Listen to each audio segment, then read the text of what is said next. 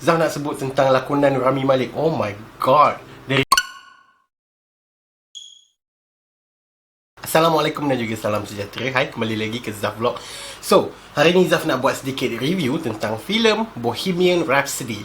First of all, terima kasih sangat-sangat. Thank you very much kepada Abang Budi sebab bagi tiket premier untuk menonton filem Bohemian Rhapsody semalam. So, filem Bohemian Rhapsody ni merupakan filem biopik tentang kumpulan Queen, dan memfokuskan kepada penyanyi dia iaitu Freddie Mercury dan dibintangi oleh Rami Malek. Overall, filem ni merupakan filem yang sangat-sangat terbaik. Bagi Zaf, filem ni setaraf dengan A Star Is Born yang Zaf dah tengok 2 minggu lepas. Memang setaraf, tapi Zaf rasa lebih lagi sebab filem ni difahamkan almost 100% exactly the way it is in real life. Zaf tak tahu the details, Zaf tak tahu betul ke tak the whole story, tapi based on what I've read in Wikipedia, memang apa yang cerita kat Wikipedia tu, itulah yang muncul kat dalam wayang. Memang sebiji, banyak benda sama, tak ada perubahan, cuma ada 1-2 watak je lah, ada tambahan, tapi dia tak kacau storyline yang asal. So bagi Zaf, I do appreciate that sebab kita masih kekalkan the true storyline untuk perjalanan Queen ni. Zaf nak sebut tentang lakonan Rami Malek. Oh my god, the resemblance are way over the skies. Macam mana cakap Rami Malek berjaya membawa watak Freddie Mercury ni sampai baru start filem je dah meremang bulu roma. Yes, the whole movie daripada mula sampai habis, you guys akan rasa macam, weh, ni ke Rami Malek? Power gila sial dia dapat bawa watak yang dia sendiri tak pernah jumpa, tapi just reference daripada kawan-kawan dan daripada band Queen, daripada kenalan dia. So macam benda tu jadi macam bayangkan orang berjaya membawa watak Heath Ledger, tapi dia tak pernah kenal pun Heath Ledger tu siapa. So macam tu lah, dia macam wow. Dia macam, bagi Zaf, based on apa yang Zaf tengok kat YouTube dengan video-video sebelum ni, interview tentang Freddie Mercury, sebiji babe, aku rasa macam wow. The resemblance is almost 100%, almost perfect. Bagi Zaf macam wow, gila. Ada satu momen pada pertengahan filem tu, dia ada perubahan daripada segi dia punya physical, and that was satu hall terkejut macam holy shit. Kau tiba-tiba nampak macam wish, dah macam Freddie Mercury bangkit. So Rami Malek, aku sangat respect dia. He deserve an Academy Award, Oscar, apa anugerah lancau semua tu bagi kat dia. Aku tak boleh nak fikir dah sebab dia bawa watak tu sangat awesome gila tau. Aku dapat tengok watak dia berbeza gila daripada Mr. Robot punya karakter. Dia berjaya masuk, immerse dalam satu watak tu 100%. Dia tak ada resemblance daripada watak-watak dia yang sebelum ni. So that is good. Benda tu jadi macam sangat bagus. Okay, so Rami Malek satu. Pelakon ahli kumpulan Queen, bila sebab masa filem tu ditayangkan, dekat hujung tu, dekat end credit tu, dia ada bagi macam video-video Queen yang lama tau. So bila you guys dah 2 jam tengok filem tu, and the end credit, ini orang betul, what the fuck, serious 100% sama tu. Rupa dia orang lebih kurang, resemblance dia orang memang sangat detail dan sangat sama. And I was like, yo, gila lah. Dia orang berjaya menjadikan pelakon-pelakon tu 100% exactly the same as the original band members.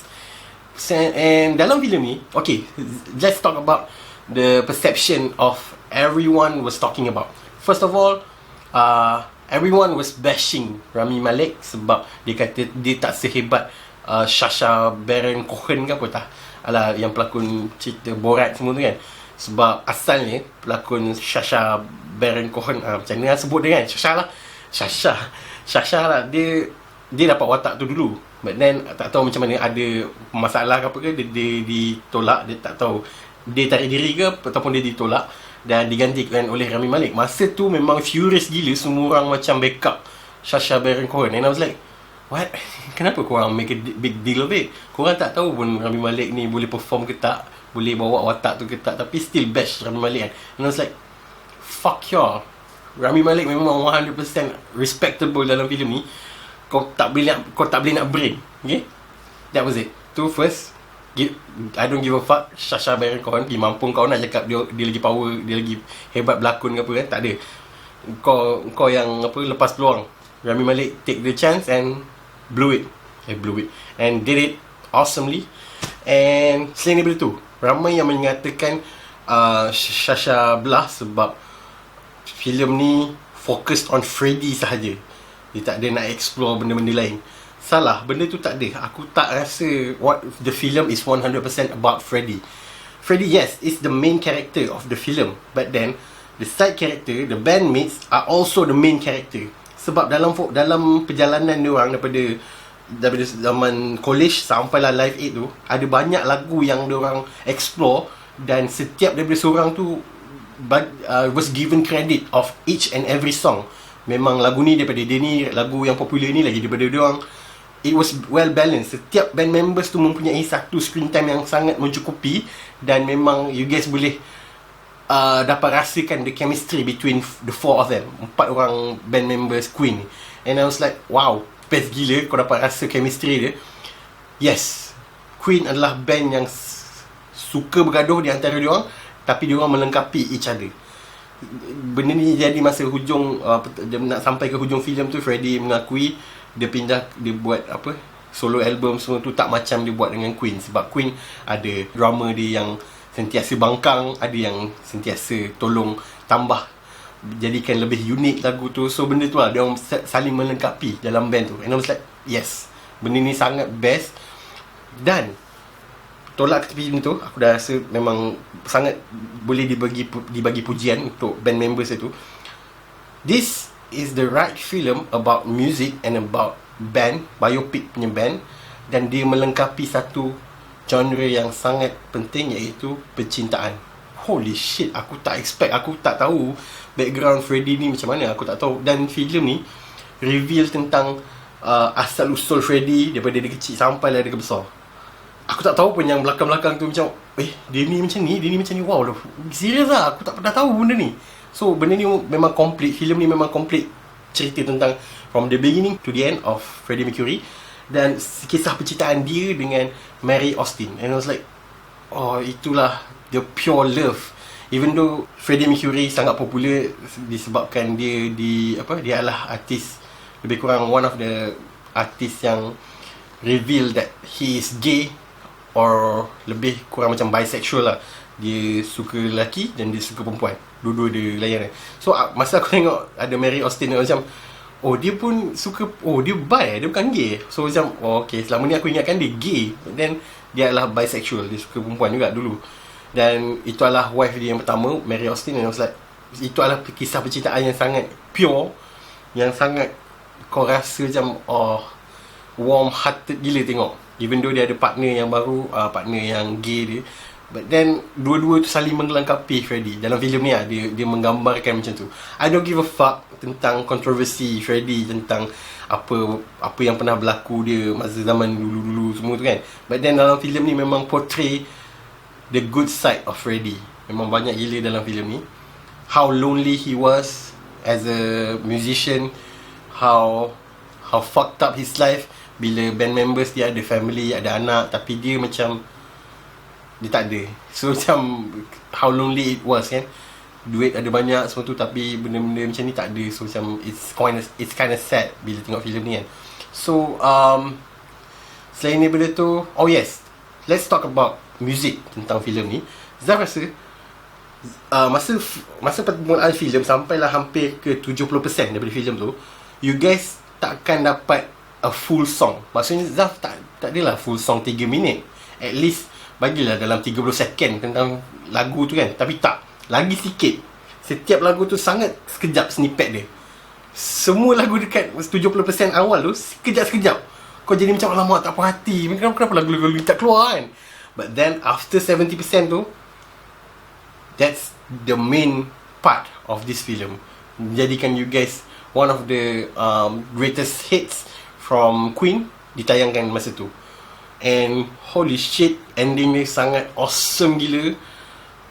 Kalau siapa yang pernah tengok Live 8 pada tahun lama, pada Live 8 yang dulu tu, you guys akan dapat rasa macam holy shit, aku berada dekat dalam audience tu. Serius aku cakap, memang style gila dia orang buat filem ni. Every detail sangat awesome. Rami Malek memportraykan Freddie Mercury memang sebiji, aku cakap memang best gila. Dalam filem ni banyak portray tentang keberanian seorang musician untuk meletakkan dia punya honey pot tu untuk dijual. Kalau dia punya producer tu tak nak, dia ambil benda tu, dia bawa tempat lain, dia yang rugi.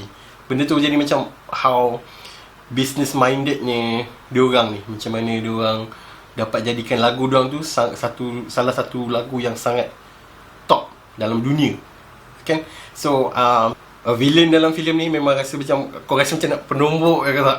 Geram ke tak? Memang watak villain dalam filem ni, you guys akan rasa macam menyampah gila, rasa macam nak bunuh dia ni ke tak? So selain daripada tu, apa lagi? Soundtrack terbaik. Aku difahamkan dalam filem ni, it's not exactly Freddie Mercury punya recorded sound masa zaman dulu punya, tapi more of a Rami Malek syncing kepada imitator Freddie Mercury.